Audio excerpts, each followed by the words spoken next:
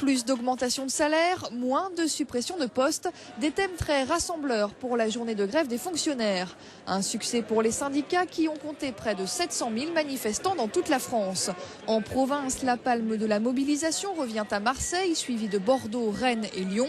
À Paris, ils étaient 70 000. Reportage Farid Mamoudi et Grégory Lafont. Pour les salaires et la retraite.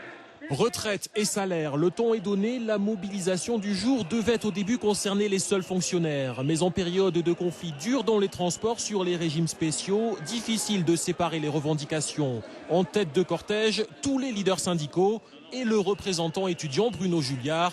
Pas de doute, dans les rues de Paris, tous les militants se serrent les coudes.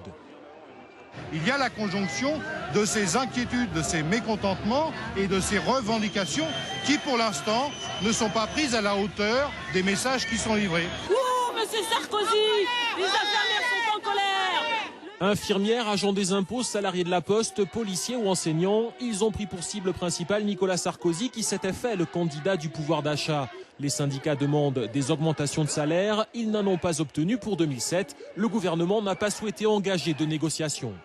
Il est temps que les salaires augmentent.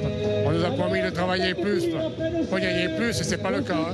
Pour beaucoup, on n'est quasiment pas augmenté depuis et la vie augmente et on n'y arrive plus.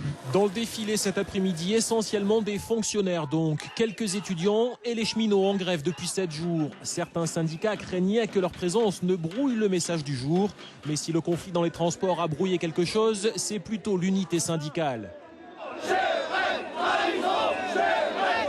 François Chérec, le leader de la CFDT, a été chahuté par des cheminots CGT qui n'apprécient pas sa position sur les régimes spéciaux. Mais écoutez, aujourd'hui je suis là pour les fonctionnaires, peu importe les sifflets. Un léger accroc sans grande conséquence au regard de la démonstration de force. 30% des fonctionnaires étaient en grève aujourd'hui.